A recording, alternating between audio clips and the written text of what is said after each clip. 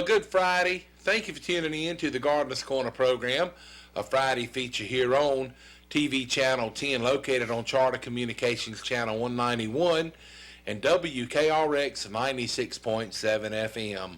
My name is Rob Hall. We hope everybody is off to a wonderful Christmas season. Here it is, the first Friday of December. And the Gardener's Corner program is brought to you today by Sandling Golf Cars and T.G. Brooks Company. We'll be telling you some information about those businesses coming up in just a few minutes.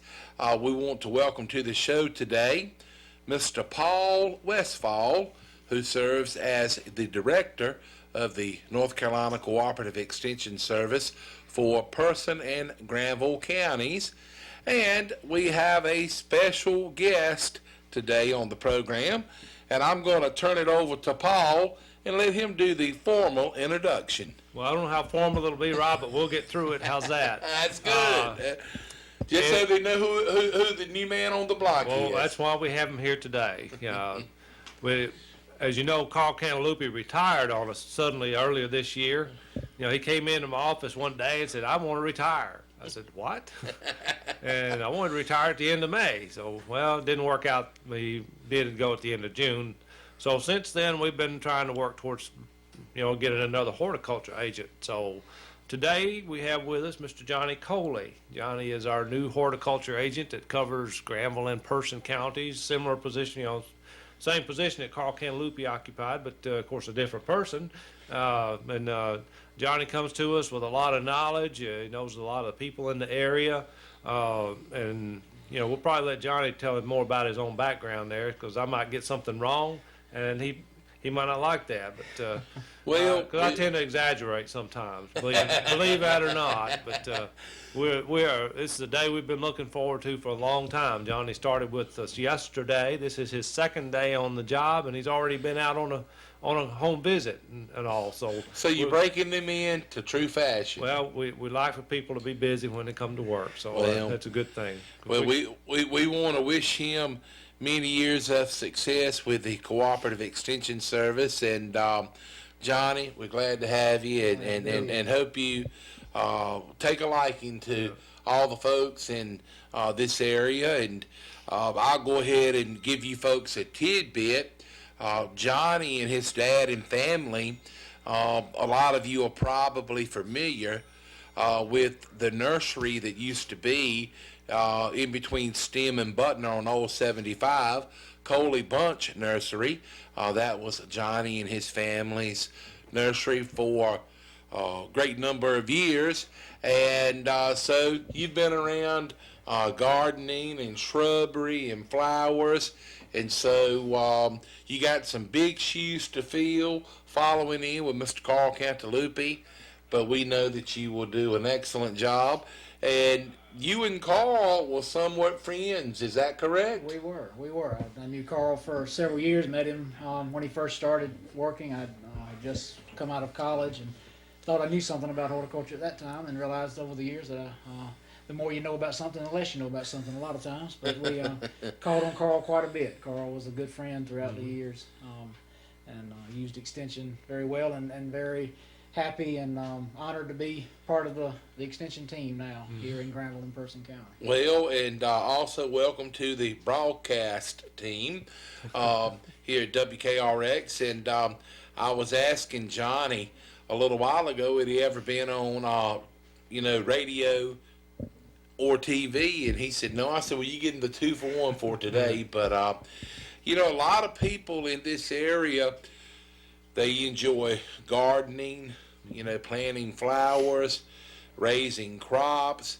and there's so many little things that can go on in the landscape to where if it wasn't for a horticultural agent such as yourself, to help people figure out what was going on and what they can do to correct these problems, we would kind of be in a pickle. So we are appreciative of you and your expertise, as well as we are all of the other friendly agents at the Extension Service, all of them that is employed or people that have plenty of knowledge and they don't mind sharing the knowledge that they've been trained to obtain, and how in the world all of the agents retain the knowledge that they do on so many different topics and things like that. But again, welcome aboard, and to our listening audience, we're going to go ahead and put Johnny in a hot boiling pot of water, so to speak, and we're going to say, if you've got a question for him, give him a call, and not going to guarantee that we can answer your question to the fullest, but we can certainly let him see if he can, give you some information to help you get started. And one nice thing about the Extension Service, a lot of times when you approach them with a problem that you may have, they may not have the answer right there at their fingertips, but they know the different people in different areas to where they can research and get the answer that you're looking for. And We've got the whole university system behind us. There's a whole lot more knowledge than any one of us could ever right, so retain, but we can find a lot. It's not often what you know, but how fast you can find it out. Well, that's true. And a lot of people, I think, sometimes feel that an extension agent may be trying to get into your business, and it's not all that. But a lot of times when you have a question or problem with something, they may have to ask several questions to try to pin it down to exactly what the issue may be. Mm-hmm. And so if you ever have one asking questions of you, don't feel that they're being nosy. They're just obtaining information to try to get you the most accurate analogy and answer that they possibly can. So, but we're going to talk with Paul Westphal in just a few minutes. We'll talk about the annual Tested Bull Sale that's coming up in Oxford 2 weeks from today. That will be on the 16th. Mm-hmm. And we'll be talking with Johnny, finding out a little bit more about his background and things like that. Johnny, if you don't mind, we'll just kind of jump right into it. And if you would, tell us a little bit about what some of the things you have done over the years with the nursery and other ventures of your life. Well, I've worked at Coley Bunch Nursery pretty much since I graduated from NC State back in 1993. My dad started the nursery in 1978, and I grew up in the nursery business.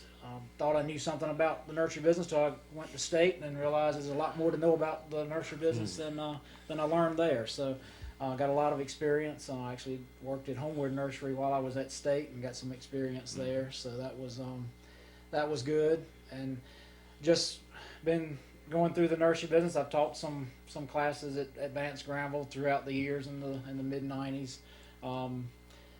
Stopped working at the nursery in 2014, and felt led to go into the education field, and actually taught high school for about 18 months. And then since then I've worked a couple of various jobs, but Carl, as it was a surprise for Paul, it was a surprise for me also, deciding to retire early, and thought I'd throw my hat into the ring for getting the position. And I don't know if they just didn't have any more applicants or what happened, but here I am. We had several applicants for sure, and the cream rises to the top. You know how it goes, Rob. Yeah. That's right. You're exactly right. And I too was surprised with Carl's retiring. He had came in one day and he said, Rob, Ruth and I are going to be looking for houses in Pennsylvania. I said, what you want a house in Pennsylvania for, Carl? Well, when I retire, we want to move back, he said, and I'd be closer to home, and she would. Mm-hmm. And I said, well, I can understand that. I said, when are you planning to retire, Carl? He said, maybe 2.5 or 3 years. Yep. And I said, okay, well, I said, the best of luck on finding a home. Well, he came in about a month later, and he said, Rob, he said, I think my retirement is going to happen a little sooner than I had expected. And I said, yep. What do you mean, Carl, sooner? he said just a few months. He said, I've done some talking, and he said I can go ahead and retire and get pretty much, everything that I need to get by. And he said, I'm, ready to move on. He said, and we found a house. So glad that things went well for Carl. And I have known Carl a great number of years. And I remember him always speaking of Coley Bunch Nursery. And I used to pass by there quite often when I was working with Pepsi. And I even stopped in there a time or two, but that's been quite some times back. But again, welcome aboard, and we want to wish you again a lot of great success. And there's a lot of good people in this area, and I'm very fond of all of the people around. I've got a lot of friends that I consider friends in person in Granville counties, and I feel like you'll make yourself really good to this area, and you've already got your roots in this area, so just hopefully things will get bigger and better for all. Thank you, sir. Thank you, sir. Look forward to it. Anyway, Paul, let's talk a little bit about the annual tested bull sale that's going to be taking place 2 weeks from today. That will be on December the 16th, and it's going to take place at the Livestock Arena on Kennedy Mill Road, and that's not too far off of Highway 96, and on the other side, not too far off of Fairport Road, right on Kennedy Mill Road. And basically, the tested bull sale is what it says. That's exactly what it says. Yeah. Farmers have consigned these bulls to be on test by the NC State University. Now, this group is coming from the Butner Bull Stable, the Butner Beef Unit. Right. Is where they conduct this test, and they're measuring these bulls to see, okay, how fast can they grow? What's their average daily gain? Then how much feed does it take? They measure how much feed they're fed and how much is left over, so they know exactly how much the bulls are eating. Each bull is eating, so they can figure out what's the feed conversion. Because if it takes a whole lot of feed to make a pound of gain, that's not necessarily a good thing. Right. So they measure them. They take measurements, hip height, wither height, their body length, a lot of different things that they go on.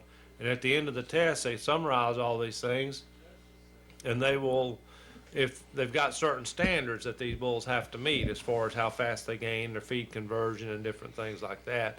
If they don't meet those standards, they can't go through the test, through the sale. They also conduct a breeding soundness exam on these bulls, and that's where they bring a veterinarian in, and they'll check semen quality and everything, make sure that these bulls, when you buy one and take it home and put it in your pasture with some heifers or some cows, that they're able to do their job that Right. you bought them for. So that's a good indicator of that. So these bulls have been thoroughly checked out, and the ones that about 75% of the bulls that go on test make it to the sale. The rest of them don't qualify for one reason or another.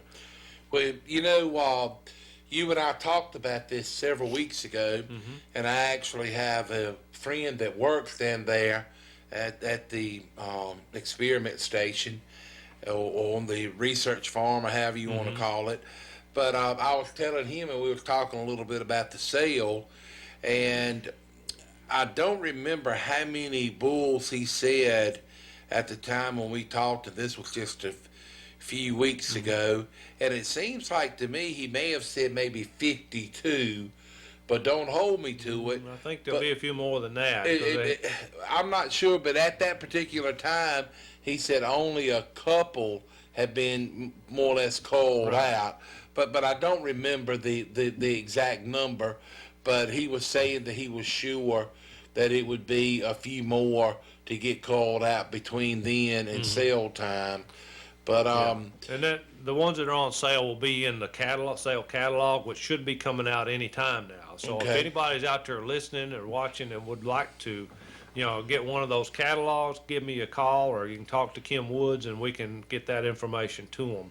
It'll be available online, or we can get hard copies too. Either way, but those catalogs have a lot of other information too, because most of the bulls are purebred bulls that are on test here. The most of them will be Angus bulls. There's some Herefords and some Simmental and Simmental Angus cross, but most of these bulls have pedigree information. And that information doesn't tell you just who their mom and daddy and grandparents were. They've got a lot of other information into it that call it EPDs, and that's the expected progeny difference. In other words, how well do they think these young bulls are going to perform better than their ancestors did? And then what they do is take all these measurements that have gone on, and some other information that the say the Angus Association has about the whole family, and compare it to the average for the breed, and they kind of give you a ranking of how they expect these bulls to perform.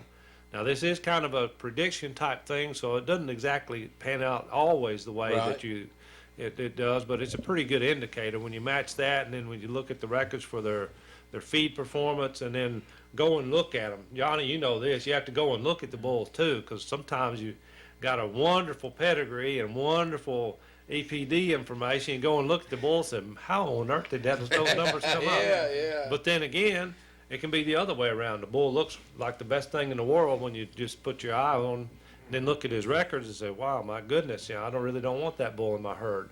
But most of the time, the phenotype or how they look matches up with the paperwork that they've got on them too. And then, we recommend that farmers use the paper information, the EPDs, and the genetics, and also the performance information that they've gotten off this bull test and kind of look at the cows and see what type of bull do they need. Do they need a bull that's going to put a little more size on the calves, or they're going to put a bull with a bunch of heifers, so they need one that's going to maybe not have big calves, have smaller calves. Johnny, we were talking yesterday. You were saying you had a bull that threw calves that were too big. What happened there? Well, you had to end up pulling most of the calves. That winter we calve usually used to start in January and go into March with our calving. We back that up to February through April now. But actually bought a bull at this sale 2 years ago, and with the help of Mr. Jim Smith, we picked one out and was able to purchase it and was put him in service in 2015, and last year was the first year we ever calved. Every cow calved in 1 month, 28 days. We calved all our calves with that bull. It was the first and you time didn't have any done. problems. No, didn't have any From that trouble. bull. Any from that bull. So. Well, whenever you have to assist a cow in giving birth, you're putting that calf in jeopardy, and also that cow in jeopardy. Right. And so I think it's a good idea. And if you are a cattle farmer, or you may be someone that only has 5 or 10 head of beef cows, if you're having some problems, contact your local cooperative extension service agent and get them to come out and look your herd over and things like that, and tell them some of the problems that you have been experiencing, and they have ways and means to help you out, in finding a solution. And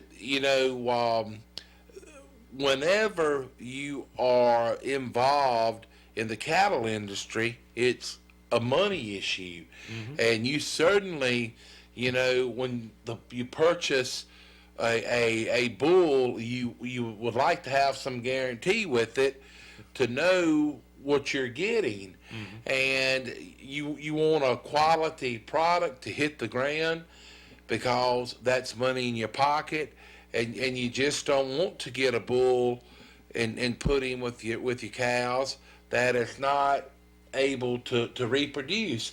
And so the nice thing about when you purchase a bull from the tested bull sale, now these bulls do not have any offsprings as of yet, but they have went through different tests and things like that.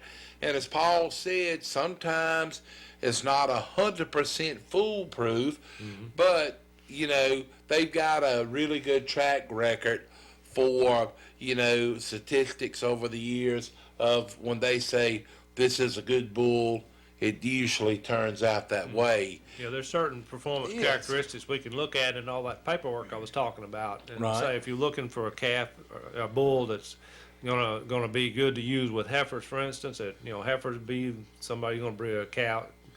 Heifer you're gonna breed for the first time, then she'll become a cow if she has her calf, but you don't want a bull that's going to throw a 100-pound calf with those heifers. Then you run into a problem. You're having the veterinarian out every time one of them tries to have their calf.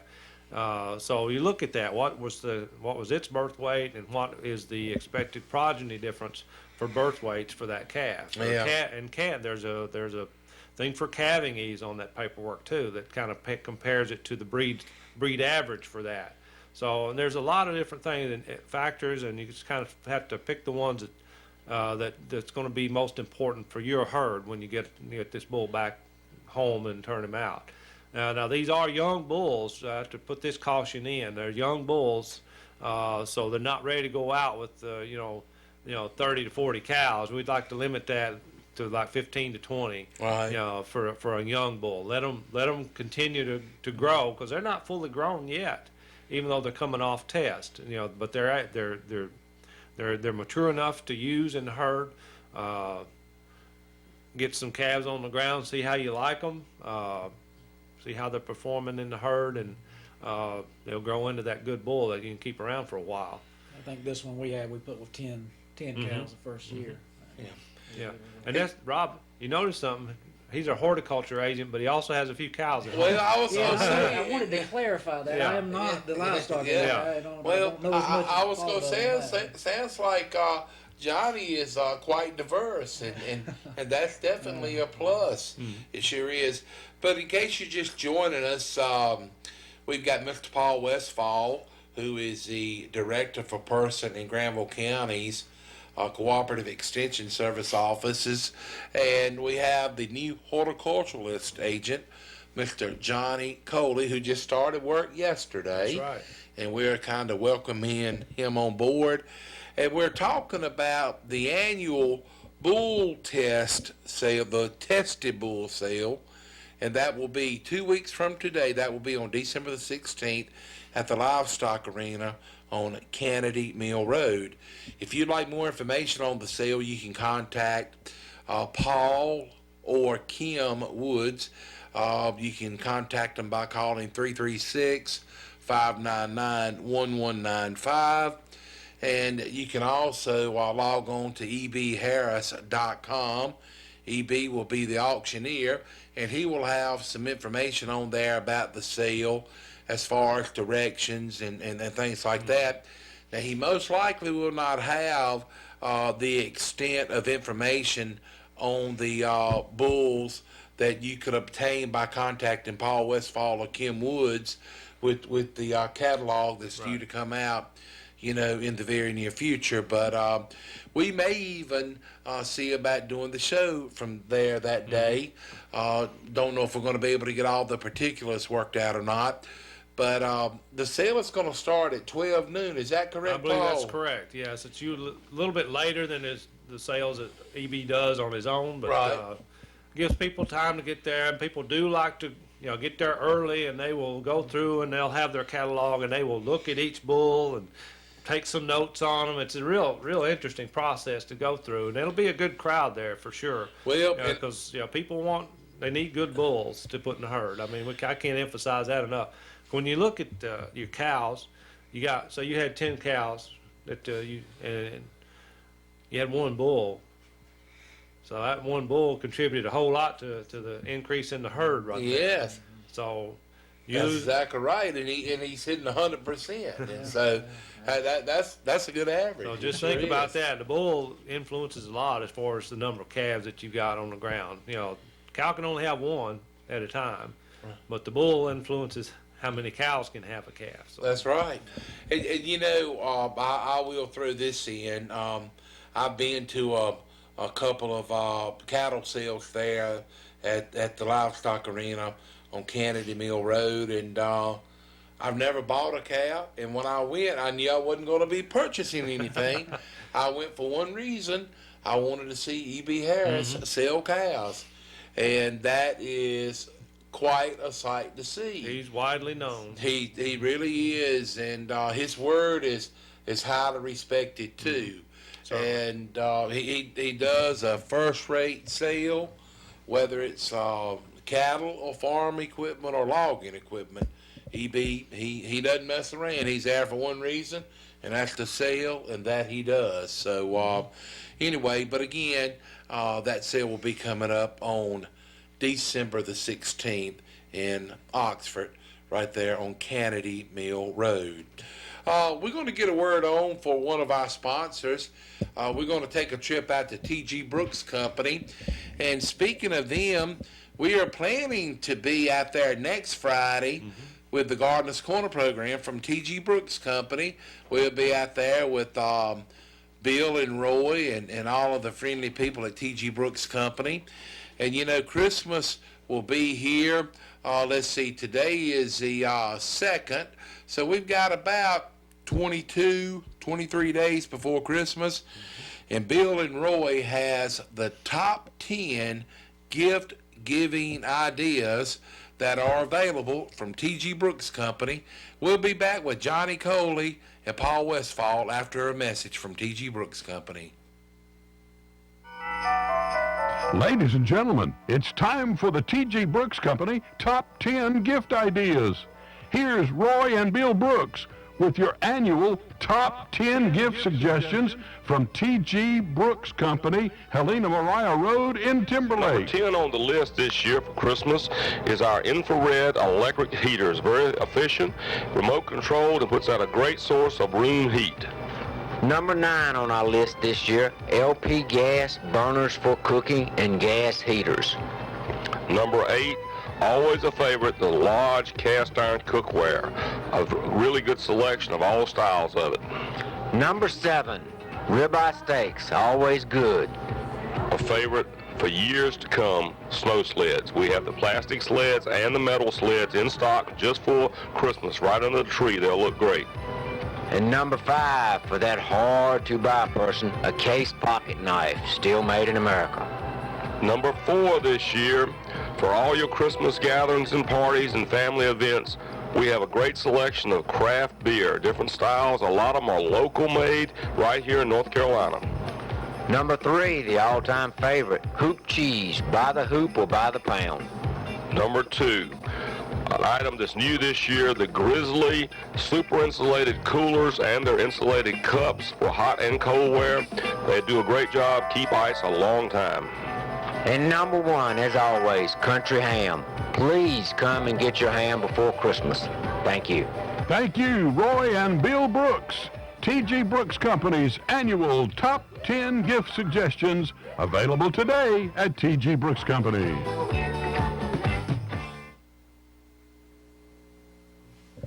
All right, here we are back on the Gardener's Corner program. My name is Rob Hall. In just a few minutes, we'll get a word on for Sandling Golf Cars. They're one of our sponsors, along with T.G. Brooks Company. Our special guest today is Mr. Paul Westfall of the Cooperative Extension Service, where he serves as the Director for Person and Granville Counties, and the newly hired on for the horticultural agent, Mr. Johnny Coley. We're glad to have him here. He just started work yesterday, and as Paul said earlier, he's already been out on one house call, and now we've got him here at the radio station. And so anyway, again, if you've got a question or something, give us a call, 336-599-0266, and we'll do our best to get you an answer for whatever question you may be calling in about. Johnny, if you would, here it is, first part of December. We've had some pretty nice days, and we've had a little bit of cool weather, nothing what you would call severe cold or anything. Is it a good idea when people are shopping for Christmas trees to just walk up to a tree and say, "I'll take that one," or should they do a little bit of more or less kind of visual inspection of the tree before they make their final choosing of the tree?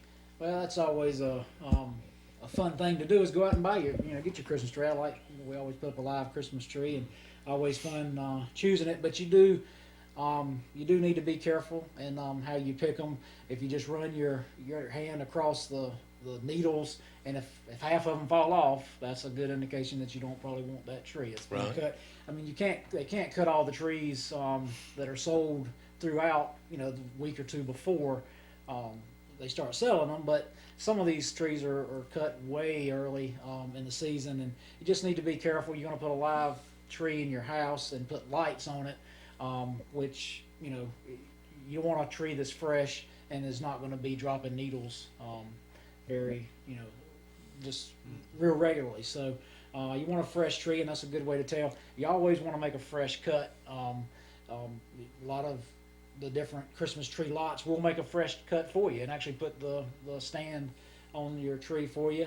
You do want that fresh cut, and if you get the fresh cut, though, get water in that stand very quickly after you get home, because you don't want it to sit for 14, 24 hours. You don't want to sit very long, or else that'll seal back up and we'll not be able to take that water up. So Right. you want to get the fresh cut. If you're not going to be able to get it in water for a day, I would probably just make my fresh cut when I got home and got it in the stand, because the fresher that cut is, the more water they'll take and stay fresh for a long time.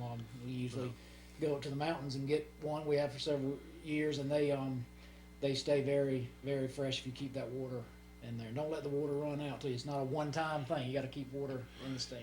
Well, I was going to ask, how important is it to ensure that you check the water every day? And is it a good idea, say for the first day that you have put your tree up and you put the fresh cut on it, does it sometimes seem to drink or use more water the first few days than it will maybe after it's been up a few days? Normally will take up quicker, and how often you need to check it, you'll sort of get a feel for that as you do check it. But I would definitely check it, every day for the first 3 or 4 days to see how much it is drinking. Depends on the temperature in your house of how fast it will take it up and how fast it will evaporate. So that's a concern as far as the temperature goes. The room we put ours in is usually a little bit cooler, so it doesn't take as much, but we usually check it every day anyway, because Right. you'd rather have it topped off every day than to let it run out. Now, is it better to put cold or warm water in the tree stand? Spigot temperature, just right, tap water coming right out of the spigot is fine. You don't need to let it sit for. We'll get it right out of the faucet and go put it right on the tree. So it's that is not as critical as making sure that the water is there. Any kind of additives should be added to the water? We never do. I never have added any additives. They sell some that supposedly help take it up. I think the fresh cut, just before you put it in the stand, is the most critical thing. Okay. All right. Another thing, if you do keep your Christmas tree stand with plenty of water in it, as far as I've heard of, some companies offering like a flame retardant material that you could spray on the tree. Is that really necessary? Well, and of course a lot of commercial buildings don't let you put live trees in, but if you were, in a commercial setting or something, we never have. I'm not going to say it wouldn't be a good thing, but we never have done that, especially with the new lights we have now, the LEDs, and they don't get as hot as some of those older lights do. It doesn't seem to be as much of an issue, but I can't stress enough keeping the water in the stand. That is the key thing, because it is a live tree, so it does have that potential. But I never have. Well, I spoke with a lady I don't know, probably a couple of years ago, and she lost her home due to a Christmas tree fire. And basically, what had happened after Christmas was over, the tree was still up, and it had gotten to be sometimes in January, and they hadn't taken the tree down. Well, the day that they decided to take the tree down, it was a candle burning, and in the process of taking the tree down, the tree ended up tipping over and fell right on the candle, and that tree went up like a tinderbox. And the lady was very lucky to be able to get out of the home without any injuries. So, with that being said, again, let's reiterate: when you get your tree, make sure it's a fresh cut on it. Make sure to keep plenty of water in your stand. Check it on a daily basis. And also, if you have inside pets or young children, it's not a good idea to leave your Christmas tree illuminated without someone being there all the time. And I know a lot of people, before they go to bed at night, they will unplug the Christmas tree lights, or if they're not going to be at home, they will unplug them. So do everything you can to ensure that you will not have a fire caused by a Christmas tree. Yeah, Johnny's point about the freshness of the tree when you get it, and then checking the water, and then after Christmas, don't forget to check the water. Well, I was going to follow up on what you said, because a lot of people like to let the water totally get out of the stand before they take it out, so they don't make a mess getting it out of the house. Right. But that's what your friend had. You know, she probably did that, and it is. I mean, they look green, they look like they're still alive, but they can go up very quickly. But a dry tree is highly flammable. Yes, it is. We're going to fast forward several weeks or so, and just say after Christmas is over, and people that have live Christmas trees, what are some of the uses of the old Christmas trees? Well, they make great bird habitat. We used to put them out and sort of put them around a bird feeder that we had, and it gave the birds somewhere to get. And so as they took turns at the bird feeder, that was a very good use for it. They make good crappie hurdles. You know, you could sink them in a pond or a lake or something, and make good crappie hurdles where crappie will come and breed and feed around the different vegetation like that. So that's two very good uses. You know, they I guess compost pile, but you would need to chip them somehow for a compost pile, because it does take a while for them to break down. Right. And a lot of people like to buy the ball and burlap trees, and I remember Carl saying, you know, that's all well and fine, but when you buy a ball and burlap tree, you know, you got to have some pretty strong people to get it to the location that you want it. And a lot of people buy these ball and burlap trees with the intent of, after the Christmas season, planting them out in the landscape. And one thing that Carl used to say is, you know, when you take a tree that's been outside, used to the cooler weather, and then you bring it into say a 68 to 73 degree house, and it's in there for a month or more, and then you put it back out in the cold weather, sometimes it doesn't really take that change the best in the world. And so what you may want to do, if you do plan to put up a ball and burlap tree, put it in the coolest location as you possibly can, and then maybe you will better your chances of, when you plant the tree, having, you know, a live tree. And who knows, maybe wherever you put it, if you have it in a wash tub, you might could keep it in there, you know, throughout January. Just keep it watered and things. I don't know, I'm just saying.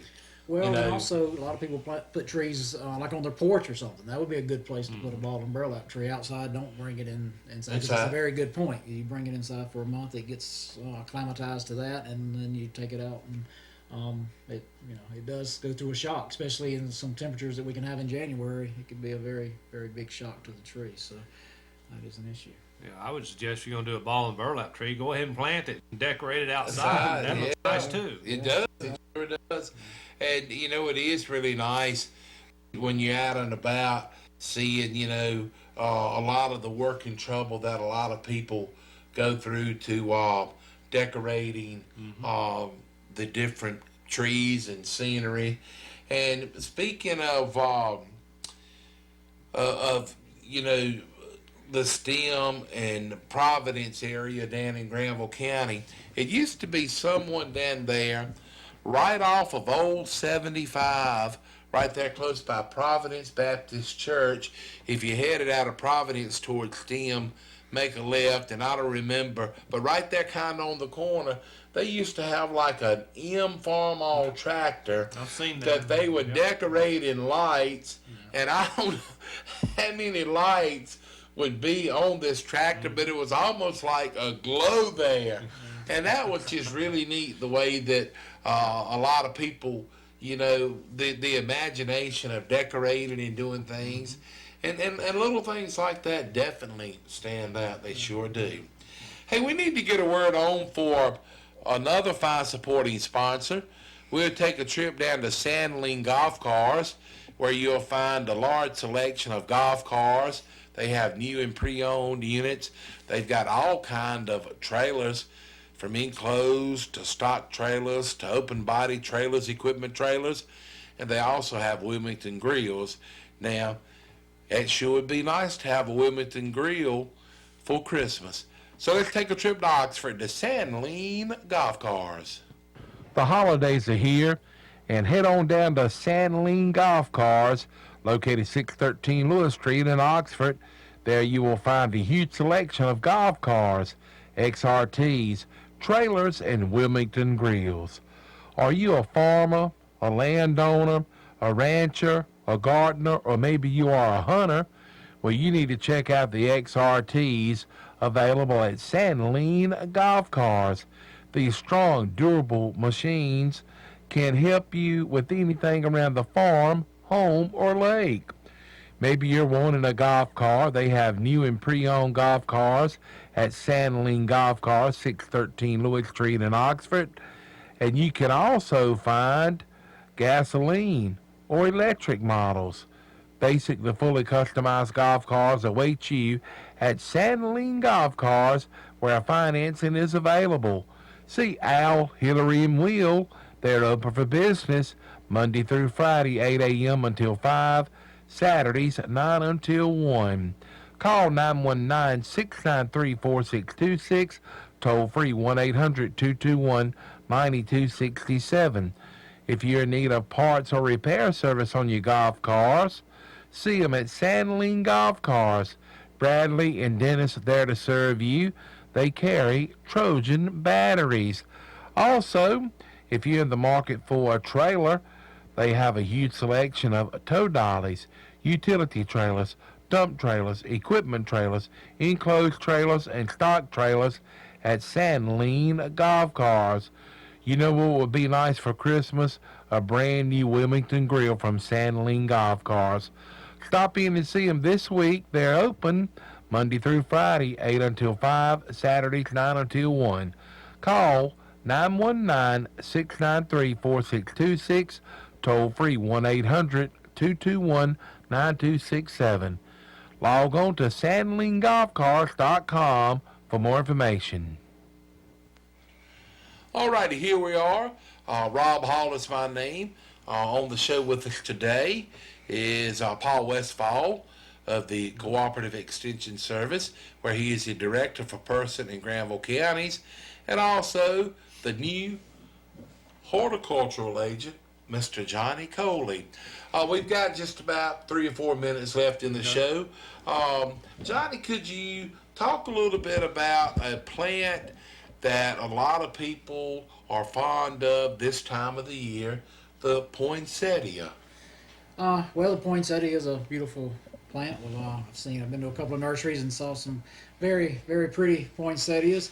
A lot of people, when I was in the nursery business, a lot of people, when they bought their poinsettia, they wanted to know how to take care of it. In fact, a lot of people didn't buy it till a week or two before Christmas because they couldn't take care of it throughout the season. But poinsettias are very easy to take care of once they get inside.